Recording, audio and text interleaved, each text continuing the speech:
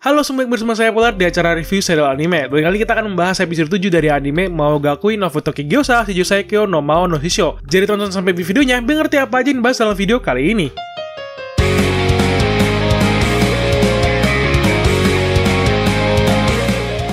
Ketika melihat episode ini, saya langsung bahagia sepanjang hari loh. Karena dalam episode ini kita bisa melihat adegan di mana Lei, si ahli pedang kita di sini, terlihat memang terjerat dengan masalah gitu ya. Karena pilihan serba salah ditekankan oleh bangsawan. Itu yang menurut gua ya. Karena itu juga termasuk mengenai ibu angkatnya yang sedang sakit menjadi sebuah sandera yang cukup kuat sepertinya untuk menjerat dia. Itu yang gue tangkap sih dari pas nonton adegannya. Dan yang kedua adalah sesuatu yang sangat saya tunggu sekali, dan itulah alasan yang membuat saya bahagia sepanjang hari, yaitu mengenai guru tercinta kita di sini yang sudah langsung bertingkah ya, dan langsung juga diselepet sama si Anos. Itu menjadi sebuah hal yang paling membuat gue tersenyum seharian ketika nonton episode ini. Nah, lalu bagaimana menurut kalian dengan episode 7? Apakah kalian sangat senang juga dengan nasib guru tercinta kita di sini? Tulis kolom komentar ya.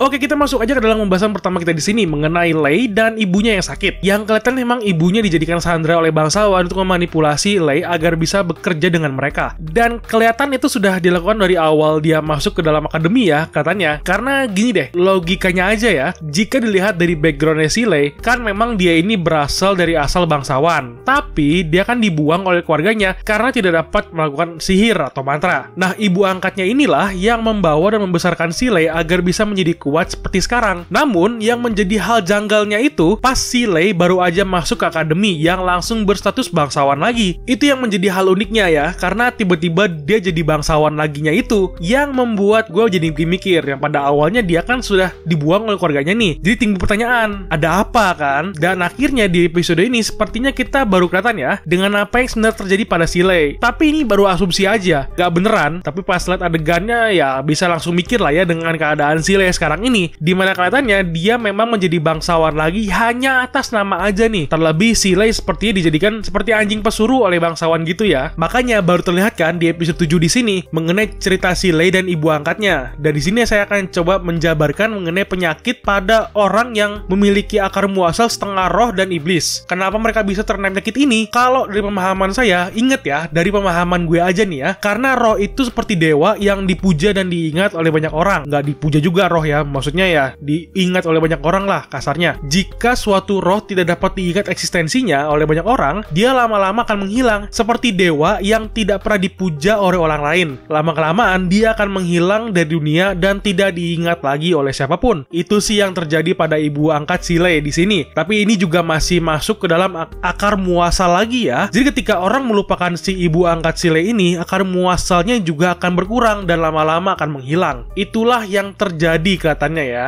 Dan mengenai pengobatan ibu angkatnya Lei, dimana gue pikir tadinya si Anos akan berhasil menyembuhkan penyakit yang diderita oleh ibu Lei dengan sihirnya, tapi ternyata memang kelihatannya akan susah gitu ya. Jadi itu sesuatu sekali gitu kan untuk sang raja iblis di sini yang tidak bisa melakukan apa-apa terhadap penyakitnya ini. Malah gue yang nontonnya aja langsung mikir, ya sayang banget kan ya, nggak bisa disembuhin gitu aja. Tapi ternyata ada si Misa yang memang setengah roh dan setengah iblis juga kan. Lalu ya dia yang ternyata membantu untuk menyempurnakan asal muasal si ibu angkat si Lei, seperti yang dilakukan pada si kembar si Misha dan Sasha dulu oleh si Anos gitu ya. Namun pada adegannya kelihatannya sih terhenti sebentar ya, dan tidak begitu dilanjutkan lagi. Jadi masih belum kelihatan juga nih apakah ibu angkatnya si Lei akan berhasil sembuh atau tidak. Jika ada teman-teman yang ingin membantu memenuhi rasa penasaran saya, bisa balas di kolom komentar ya. Dan sebenarnya dari penyakit ini itu ada sambungannya dengan pengkhianatan bawahan Anos, Sishin, dengan nama raja iblis yang baru, yaitu Avos di Shelvia. Menurut ceritanya sih gitu ya. Mungkin nanti akan saya buatkan videonya sendiri mengenai hal ini juga.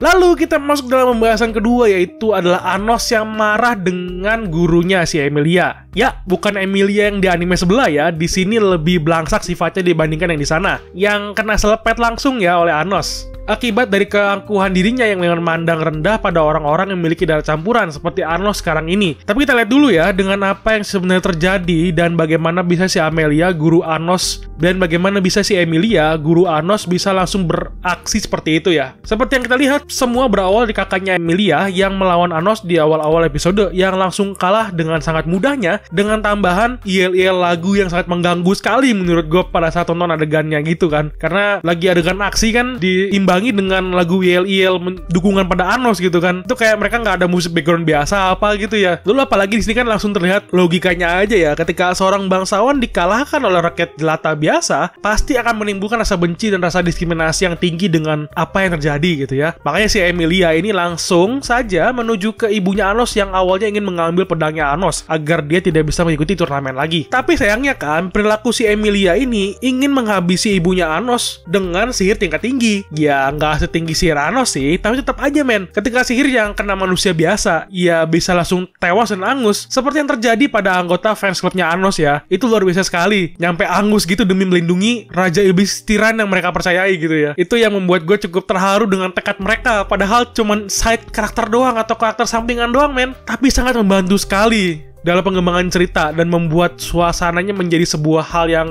sangat pantas untuk mengkutuk ya si gurunya ini. Dan terlebih lagi gara-gara mereka sambil menahan serangan si Emilia dengan yel-yel itu, gue jadi agak suka dengan yel-yel buatan mereka ya. Awalnya agak gregetan, kayak apaan sih ini kan, tiba-tiba mereka menggunakan yel-yel itu sambil melindungi ibunya Anos dari serangan sihir. Itu sangat luar biasa. Tekadmu sangat aku approve kawan-kawan.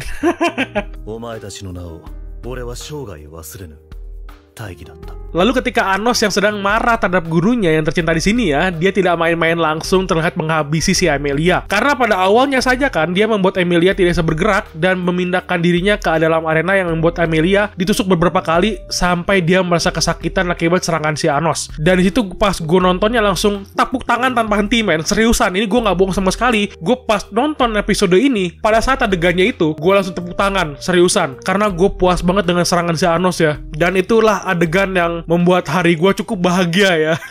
Ya walau cuma sebentar aja adegan screen time si Emilia ini, tapi perilakunya itu loh yang kadang nggak ada akhlaknya. Makanya timbul rasa jengkel gitu kan ngeliat ini karakter. Meskipun sudah dikasih spoiler oleh teman-teman penonton di kolom komentar, tapi tetap aja sangat puas sekali ya melihat ini karakter bisa kena selepet oleh Anos gitu. Apalagi selepetnya nyampe akar-akar hidupnya gitu ya. Sampai-sampai akar muasalnya cewek diubah langsung menjadi ras iblis darah campuran. Dan sebenarnya itu yang membuat gue cukup kaget dan bertanya-tanya gitu ya dengan kekuatan Anos yang bisa membuat si Emilia ini kan meninggal dan menghidupkannya lagi. Tapi nggak kayak biasanya, dia ada mengubah akar muasalnya yang berbeda gitu ya. Jadi berbeda lah kasarnya. Dari yang memiliki darah murni iblis menjadi orang yang memiliki darah campuran. Tapi sayangnya tidak disebutkan nih si Emilia ini diubah jadi campuran iblis sama apa? Sama roh atau manusia gitu ya. Tapi dari bentuk rambutnya, warna rambutnya gitu ya, gue mikirnya si Emilia ini diubah menjadi darah campuran iblis sama manusia ya. Lalu pas nonton adegan ini, gue langsung mikir lagi kan, kenapa si Anos tidak melakukan hal yang sama pada ibunya Lei? Ya kan bener dong, kalau dia bisa merubah akar muasal seseorang, harusnya dia bisa merubah keadaan ibunya Lei dengan mudah kan? Lalu kenapa dia tidak melakukan hal yang sama pada ibunya Lei yang mengubah akar muasal ibunya menjadi manusia atau iblis sejati langsung? Kan itu sangat disayangkan sekali ya. Tapi jika teman-teman dari penonton yang sudah baca novelnya bisa bantu jawab prasangka gue di sini,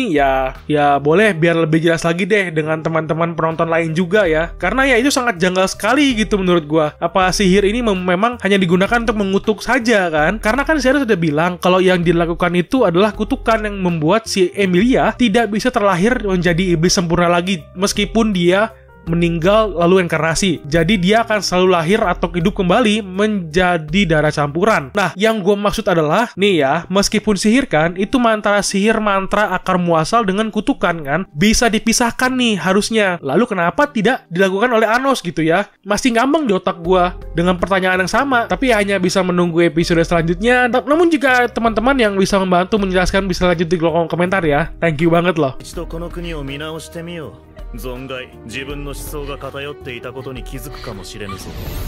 Nah itu aja pendapat gue mengenai seri Maogakuin episode 7. Bagaimana pendapat kalian mengenai seri anime ini? Tulis kolom komentar ya. Dan jangan lupa bantu share video ini ke semua sosial media kalian. Dan jangan lupa juga subscribe untuk membantu menyemangati gue untuk terus bikin video. Thank you and bye-bye.